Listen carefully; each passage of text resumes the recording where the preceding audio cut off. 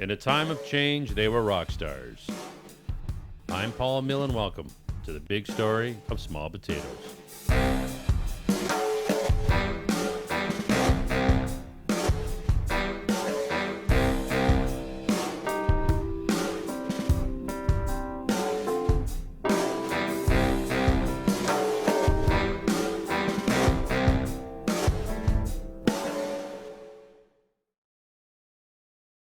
Beatles. The Beatles. The Beatles. The Beatles. Beatles. The Beatles, of course. Beatles, for sure. The Beatles.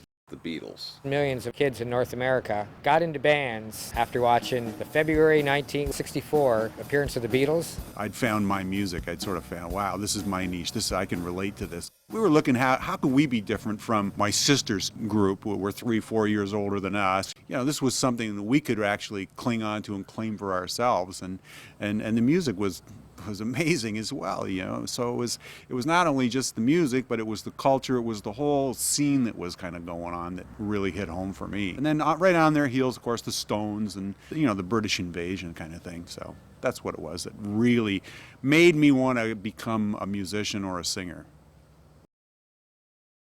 Without Ron Metcalf, would there have been a scene in St. Catharines? Not a chance. He was totally instrumental in bringing music alive in that city. The castle it became such a place to be, not just for musicians, but for kids. Every Friday, you know, school would be out and bang, you'd be getting ready to go down to the castle. And it was a chance also to get bands from outside of the area to come in here, bands that we would never have heard otherwise. Graham and the Wafers, this band from Burlington, the Ragged Edges, played there quite a bit. Because there was the castle and the curling rink, there was two big places to play. And I doubt whether if we didn't have those two venues, whether we would have had those many bands in the area. And no bars at that time. Don't forget, yeah, there's no bars. You No can't, bars. Yeah, that's true. The castle was definitely a launch pad for a lot of local groups. And the roller rink also. The roller rink was big, but the castle was the teenage nightclub. And they had 3 different little venues in there, 3 different stages. One was called the Checkerboard Room, which is mostly folk artists. And then the Dungeon was for the up-and-coming rock bands. And if you got through the audition at the Dungeon, you would graduate to what was called the Round Table. And we were always complaining about we don't want to play in the Dungeon, which was a really nice stage even by today's standards. And he was going, you'll play in places that won't even be a stage. But we didn't want to hear that. We were like 15, 16 years old. But he was right. Everything Metcalf told us was right. He called us the spoiled kids. But they put 1,500 kids in there on a Friday night. No liquor license, nothing, popping chips. And you had to dress. At first, when the castle opened up, you had to have a membership. And it was a strict dress code. Guys had to wear dress pants and a shirt and jacket. Girls had to wear no slacks, skirt or a dress. Before the castle started and the music scene got big, there weren't too many live bands around here.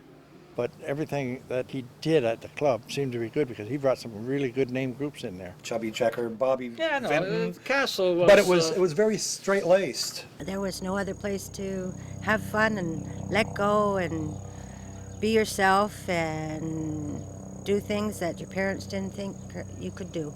And listen to wild music. In those days, to us, it was fun.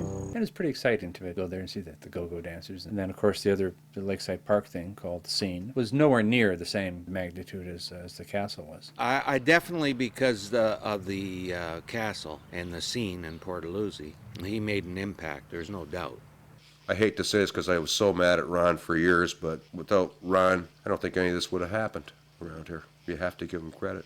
I don't think there would have been the stable of bands and players around. There wouldn't have been the opportunity for them to actually go out and play had it not been for Metcalf and his organization. Ron started the scene. Ron just started a movement happening. He would get you bookings that you never would have gotten otherwise. Metcalf had a lot of good ideas. We didn't realize it then. We didn't want to listen to him, but Eventually, as Yorkville got bigger and people from this area could simply go to Toronto and stay there and use their agents, they did that. But before that, there was Ron Metcalf. Metcalf told us we're going to go on tour. He said, be ready at a very short notice. We got a call 24 hours. You got to be in Hubbard's, Nova Scotia tomorrow.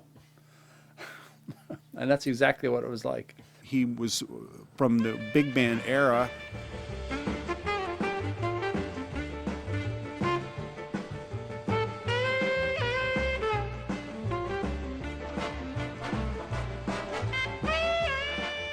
Had contacts. He kind of knew how the industry worked, set up a booking agency, a management agency, and he was developing talent. I don't know that we ever saw it that way, but what he was doing was trying to develop a stable of players and talents, and he would move players from this band to another band, and this band was falling apart, he'd pull somebody in and keep it going, you know, so he would keep the names of the bands going, and he had a kind of a stable of players that he could pull upon. If we didn't have a gig somewhere, he'd put us in the castle. And that was the problem with Welland and Port Colborne. There were no agencies there, and there were some pretty good bands, but there was no one to guide them or manage them or anything, and so they all kind of disbanded, or someone like myself ended up going to St. Catharines. Well, we were kids. We were all kids, so we were all looking up to somebody to give us some kind of direction, and he did that for us.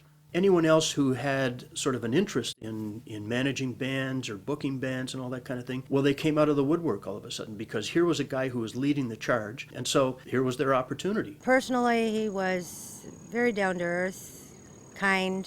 I loved that guy. He was fantastic. Yeah, sad day when he died. Real sad. Ron Metcalf died. That's it. When Ron Metcalf died very young, I think he was 39, he was the linchpin behind a lot of it. It was a time period. It was 3 or 4 years when it was just a scene. But it was when image artists dissolved that a lot of that scene just disappeared. After Ron Metcalf, you had a few people trying to start small agencies. They just didn't have the contacts. I mean, he was friends with Buddy Rich. He took us to see Duke Ellington in New York City, and then he introduced us to him. The Duke knew him. How are you going to replace Ron Metcalf? When Ron passed on, that was the end of the music scene in this area, as far as going anywhere. You wanted to go somewhere? Go to Toronto. Walter Osnack's music store was where we hung out. He had the best instruments in town. Like if we wanted a Gretsch guitar, which we wanted, Walter would get them for you. He'd have some on the wall. I'm sure at great expense to himself at the time, because he was just a young guy then. That's where my stuff came from. A lot of equipment came out of that store. And I think he sort of helped a lot of guys get that equipment. If you couldn't afford to pay your bill right away, he'd give you time to hold for drumsticks or whatever. Yeah, he's a good guy. He's always been a good guy. I didn't have enough money to pay my bill at a store. He says, hey, my fence needs painting. Come on over to the house and paint my fence. We'll call it even. It's a place where you could meet musicians, or you could hang out, or you could talk about the local gig, or you could talk about music stuff. You got to encourage that sort of thing, right? It's a place of commerce, but it's also it's a meeting place. Oh no, he was an integral part. I think everybody, if you rented equipment, was at Ouzunoff. You ran into other people at Ouzunoff. You bought all your equipment through Ouzunoff. That big smiley face of his, and he's got a big heart, and he's a great guy. You know, I've always liked Walter. He's been a big influence on everybody's career also, helping, pushing, get out there and do it, you know. Once the venues started getting a little bigger and the amps started getting bigger, our own PAs just didn't cut it. I mean, he had lots of PAs that were out on rental. Without that type of infrastructure, you can't do it either. Probably 12 or 13 years old. When I was 14, 15 years old. Just turned 15 years old. 15, 16. Probably about 16 years old. Somewhere between 13 and 16. We had to get special dispensation from Musicians Union, and we had to write to New York so we could play at 15 years old. When I joined the Musicians Union, I had to say I played something. It was tambourine. So, I mean, you couldn't just be a vocalist. Hence musicians. Poor Billie Holiday was never a musician. It seemed like every church or CYO and an organization's legions, like everybody seemed to want to get the kids off the street, and there were so many bands. If you had to go to Timmins or Sudbury something, you could get the Friday after, you could get all of Friday off, and the teachers would, they would condone it. I don't think I ever went to school on Fridays, because we're always taking off some little town up north someplace to play. We were on the road when we were 16 years old. We were going to places like Nova Scotia, Thunder Bay, Sault Ste. Marie. We did all the East Coast tours. Of course, always billed as a band from Toronto. There were those key places, that everybody played. The roller rink, the castle, Cove was one of them, the power plant. And then there was always that infamous northern tour. We went up to Timmins, Cochrane, Kirkland Lake. Hurston, Rouen, and Kapuskasing, and Haileybury, and up through there. Then we come back down around towards Ottawa, stop in at Val d'Or. Tiki Club in Brockville and Belleville. yeah. And Club 42 in Stratford. Same tour for every band that did it. It was always kind of fun to go up there. It was a chore, but once you got there, man, they just loved the band. A lot of the places like Grand Bend and Crystal Beach and places like that where summer resorts all had dance halls. We would play all of them. There was constantly teen town dances. They called them teen town dances, and they were like a club, you belonged to teen town. Or the sororities and fraternities, high school sororities and fraternities would have dances. We played a lot of high schools between here and Kapuskasing. We played universities, sorority, fraternity dances, which were very often held in church halls and community halls. And if you could get in, you could get into Club 21 or the Atlanta Hotel, the Montebello Inn, the back door at the Queensway Hotel. Played Yorkville. Yorkville, Boy, the All that was patio. interesting. Yeah. It was so tiny too. It wasn't as wide as this Exactly. room here. Yeah, the stage was no wider than this couch. Yeah. I don't know how we fit on it, and no alcohol. No. It was all coffee. It was very hard to get across the border. We used to do that. We used to do that after we'd finish our shows in Canada. We'd try and sneak across for the fun of it because the bars were open later, and it was a good experience. We eventually ended up down in the States. We played Rochester, Cleveland, a lot of the U.S. cities. The stars were in alignment with the moons, I guess, and away we went.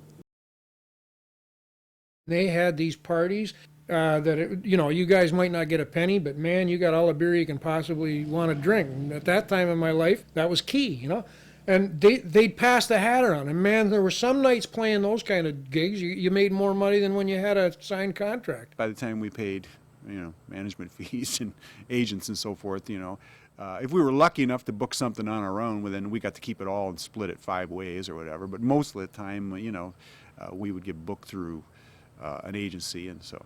We were better paid then than we are today. By the end, you could be making $300-400 a night. High schools, they were paying $400 back in the day. All the equipment was big and heavy in those days, and you had to play drums really hard, which is probably not the best way to play in hindsight, but at that time, though, everything you did was loud, like when you played. Every once in a while, we'd get a call from the next door neighbors, and one time they sprayed a hose in the basement windows, and so they called the police one time, and police came down. They wanted to hear how loud we were playing, so they got down there and very quietly played Edward Bear. And I'm thinking of you down in Mexico. No, that's not bad. That's not very loud. I don't know what they're complaining about. Well, a lot of people thought Neil Peart did. I always liked Neil because he's down to earth, super guy right up until he hit, right to this day actually. I thought he was good, but not as good as people thought back then. Neil was fun. He was exciting, but on a technical level, I think Glen had him at that point. Glen was a different style, Not so much flair maybe, but more fundamentally sound. A musician that stood out from the crowd around here. Glen Gratto. Glen was such a natural player. Terry Walsh. I'd have to say R.C. Skinner. But Skinner was an amazing singer. Absolutely amazing. Oh, fantastic singer. He's still a good singer. I used to jam with Neil Peart, but Neil wasn't very good in those days. I wouldn't say that about him now, but... Neil, definitely. He was just so into what he was doing. Years ago at the power plant, he was, when he had a little break, he'd try to twirl the sticks. That was the thing back then. And if you could see it in his face when he was playing, if it worked, he was just, right into it, And then it was doing the roll with the feet. And if that worked, you could see the smile on his face. Like, you just knew this guy, if he got in the right situation, was going to do something. And then, there's guys like Paul Dickinson, I thought was a decent guitarist. Of course, my cousin Paul Rose, he's pretty good drummer. Well, Neil Peart stood out from the crowd even before he became famous. In what way? He was really good, and he was flashy and flamboyant. He wasn't, not his personality, but... Paul Dickinson, Neil Peart, Fraser Loveman, I like Fraser. I can tell you the two bands that stood out for me. That was the Mod Beats and the Evil. The kids were also a big band, but for us, the Mod Beat and the Evil, yeah, they were like our idols.